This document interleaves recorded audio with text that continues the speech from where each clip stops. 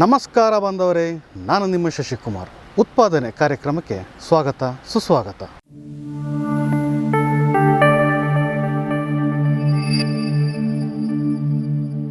ಬಂಧುಗಳೇ, ಸಾಂಪ್ರದಾಯಿಕ ಕೆಂಪು ಇಟ್ಟಿಗೆ ಅಥವಾ ಸಿಮೆಂಟ್ ಕಾಂಕ್ರೀಟ್ ಇಟ್ಟಿಗೆ ಅದನ್ನು ಹೊರತುಪಡಿಸಿದ ಇಟ್ಟಿಗೆ ಇದಾಗಿದೆ. ಈ ಇಟ್ಟಿಗೆಯಲ್ಲಿರೋ ವಿಶೇಷತೆ ಏನಂತ ಅಂದರೆ ಇದು ಪರಿಸರ ಸ್ನೇಹಿ ಇಟ್ಟಿಗೆ. ಪರಿಸರ ಸ್ನೇಹಿ ಹೇಗಂತ ಅಂದರೆ ಇದನ್ನು ಮಾಡೋದಕ್ಕೆ ಯಾವ ಮರನ ಕಡಿದು ಬೆಂಕಿಯಿಂದ ಸುಡೋದು ಇಲ್ಲ ಅಥವಾ ಹೆಚ್ಚು ನೀರು ಉಪಯೋಗಿಸಿ ಮಾಡೋವಂಥ ಇಟ್ಟಿಗೆನೂ ಅಲ್ಲ. ಈ ಸಾಂಪ್ರದಾಯಿಕ ಕೆಂಪು ಇಟ್ಟಿಗೆ ಮಾಡೋದಕ್ಕೆ ಮರ ಕಡಿದು ಅದನ್ನು ಬೇಯಿಸ್ತಾರೆ ಅಥವಾ ಸಿಮೆಂಟ್ ಕಾಂಕ್ರೀಟ್ ಇಟ್ಟಿಗೆ ಮಾಡೋದಕ್ಕೆ ಹೆಚ್ಚು ನೀರು ಉಪಯೋಗಿಸ್ತಾರೆ. ಆದರೆ ಈ ಇಟ್ಟಿಗೆ ಮಾಡಬೇಕಾದ್ರೆ ಯಾವುದೂ ಬೇಕಾಗಿಲ್ಲ. ಆದರೆ ಅದಕ್ಕಿಂತ ಹೆಚ್ಚು ಗಟ್ಟಿಯಾಗಿರೋ ಅಂಥ ಇಟ್ಟಿಗೆ ಇದು. ಈ ಇಟ್ಟಿಗೆ ಫೌಂಡೇಶನ್ಗೂ ಸಹ ಬಳಸ್ಬೋದು. ಹಾಗೂ ಈಗಿನ ಕಾಲದ ಟ್ರೆಂಡಿಂಗಲ್ಲಿ ಸೌಂಡ್ ಪ್ರೂಫ್ ಗೋಡೆಗಳನ್ನು ಮಾಡ್ತಾರೆ. ಆ ಸೌಂಡ್ ಪ್ರೂಫ್ ಗೋಡೆಗಳನ್ನು ಮಾಡೋದಕ್ಕೆ ಹೆಚ್ಚು ಉಪಯೋಗಿಸೋದೆ ಈ ಫ್ಲೈ ಆ್ಯಶ್ ಬ್ರಿಕ್ಸ್. ಬನ್ನಿ ಹಾಗಿದ್ರೆ ಈ ಫ್ಲೈ ಆ್ಯಶ್ ಬ್ರಿಕ್ಸ್ ಹೇಗೆ ಉತ್ಪಾದನೆ ಮಾಡ್ತಾರೆ ಅಂತ ನೋಡ್ಕೊಂಡು ಬರೋಣ.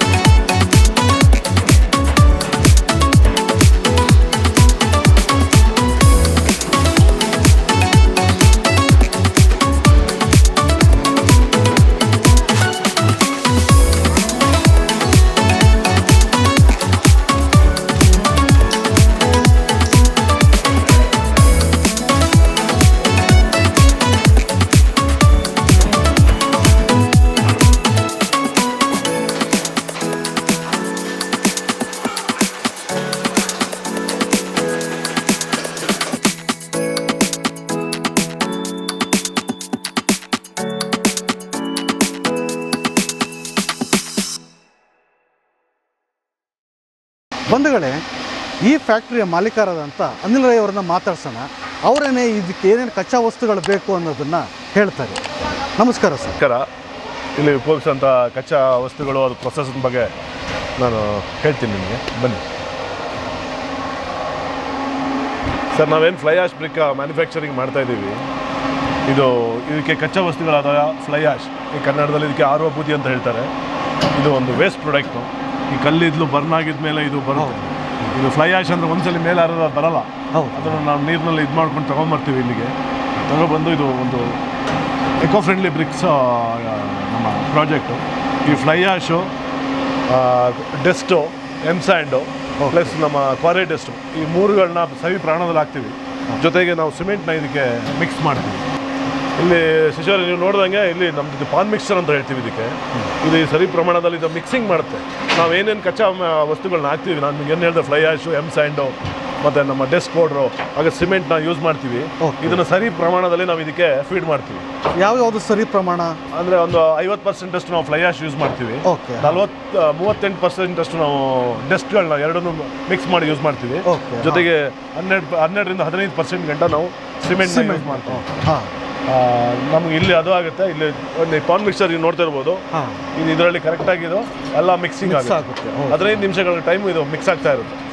ಒಂದು ಬ್ಯಾಚಿಗೆ, ಒಂದು ಬ್ಯಾಚಲ್ಲಿ ನಮಗೆ 400 ಇಟ್ಟಿಗೆಗಳು ಬರ್ತವೆ. ಒಂದು ಬ್ಯಾಚಿಂದ ಬ್ಯಾಚ್ ಆಗಿ ನಾವು ಮಿಕ್ಸಿಂಗ್ ಮಾಡ್ತಾ ಇರ್ತೀವಿ.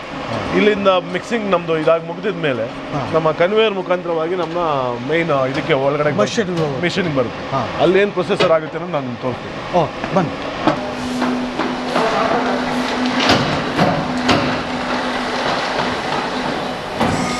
ಅಲ್ಲಿ ಮಿಕ್ಸಿಂಗ್ ಆಗಿದ್ದು ನಿಮಗೆ ಕಾಣೋಂಗೆ ಕನ್ವರ್ ಬೆಲ್ಟ್ನಲ್ಲಿ ಬಂದು ಇದು ಇಲ್ಲಿಂದ ಅತಿಯಾದ ಒತ್ತಡ, ಈಗ ನೀವು ಕಣ್ಣನ್ನು ನೋಡ್ತಾ ಇರ್ಬೋದು, ಏನು ಕಂಪ್ರೆಷನ್ ಸ್ಟ್ರೆಂತ್ ಅಂತಿದೆ, ಇದು ತುಂಬಾ ಒತ್ತಡದಿಂದ ಈ ಇಡಿಕೆ ಮ್ಯಾನುಫ್ಯಾಕ್ಚರಿಂಗ್ ಆಗುತ್ತೆ. ಇಲ್ಲಿ ಮ್ಯಾನುಫ್ಯಾಕ್ಚರ್ ಆದ ಇಡಿಕೆಗಳನ್ನ ನಾವು ಒಂದು ದಿನದ ಮಟ್ಟಕ್ಕೆ ಅದನ್ನು ಇಲ್ಲಿ ಇಡ್ತೀವಿ. ಒಳಗಡೆ ಶಾಡೋ ಒಳಗಡೆ ಇದು ಕ್ಯೂರಿಂಗ್ ಆಗುತ್ತೆ. ಶಾಡೋ ಒಳಗಡೆ ಫಸ್ಟ್ ಕ್ಯೂರಿಂಗ್ ಆಗುತ್ತೆ.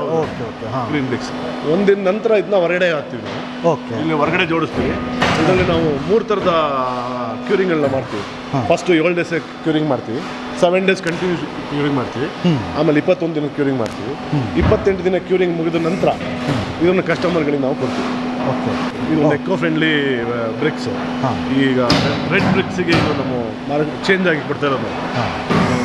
ಹಾಗಾಗಿ ಇದು ಎಕೋ ಫ್ರೆಂಡ್ಲಿ ಬ್ರಿಕ್. ನಾವು ಏನು ಕಚ್ಚಾ ವಸ್ತುಗಳನ್ನು ಯೂಸ್ ಮಾಡ್ತಾ ಇದ್ದೀವಿ ಅದು ಪರಿಸರಕ್ಕೆ ಹಾನಿಕರವಾಗಿದೆ. ಅದನ್ನು ನಾವು ಬ್ರಿಕ್ಕಾಗಿ ಕನ್ವರ್ಟ್ ಮಾಡ್ತಾ ಇದ್ದೀವಿ. ಹಾಗೆ ಇದನ್ನು ಸುಡೋದಾಗಲಿ ಆ ಥರದ್ದು ಯಾವುದೂ ಇದು ನಡೆಯೋಲ್ಲ. ಕ್ಯೂರಿಂಗ್ ಆಗುತ್ತೆ. ಕ್ಯೂರಿಂಗ್ ಆಗಿದ್ಮೇಲೆ ಅದು ಅದರ ಸ್ಟ್ರೆಂತನ್ನು ತಗೊಳ್ಳುತ್ತೆ.